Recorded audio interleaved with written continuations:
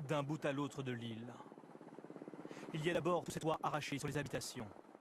Dans les jardins, des amas de bois et de tôles fracassées. C'est ce que découvrent ces militaires hollandais lors d'un premier survol de reconnaissance. Sur ces images, Saint-Martin semble désert. Ici et là, une voiture circule.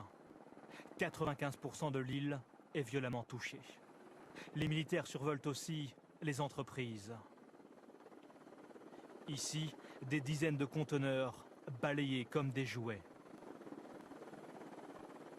Là, une industrie aux toits arrachés où les semi-remorques se chevauchent.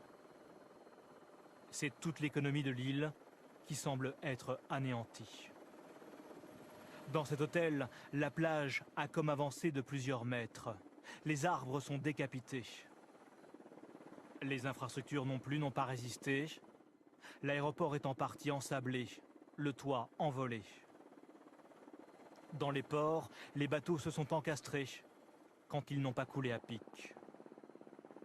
Ce soir à Saint-Martin, il n'y a pas d'eau potable, pas d'électricité et le réseau téléphonique est en grande partie défaillant. Avant de toucher Saint-Martin, Irma a aussi frappé plus au sud, l'île de Barbuda, aux maisons parfois pulvérisées comme ici. 90% des maisons sont détruites, selon les autorités, qui annoncent qu'il faudra des années pour tout reconstruire. Le bilan provisoire est de 5 morts, 4 pour les îles françaises et une cinquantaine de blessés. Mais il risque d'être bien plus lourd au vu des dégâts. Ces victimes se trouvaient sur l'île de Saint-Martin, la plus peuplée. Les habitants n'ont pas de mots pour décrire ce qu'ils ont vécu la nuit dernière. On écoute leurs témoignages rassemblés par Sophie Rodier. Dans cette rue, rien n'a résisté à Irma. La violence des vents a tout emporté. Après le passage de l'ouragan, c'est un amas de tôles et de bois partout, dans chaque rue. Le port n'est plus qu'un amoncellement de coques échouées par la force des vents. Ces voitures ont été soulevées, elles aussi, sans difficulté par les bourrasques. Je repars à zéro. Il y a zéro, j'ai plus rien. J'ai plus de toit, plus d'endroit pour dormir, plus rien.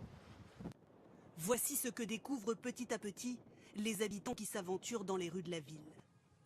Des maisons en ruine et des arbres arrachés partout. Là, le toit s'est envolé, se transformant en dangereux projectiles.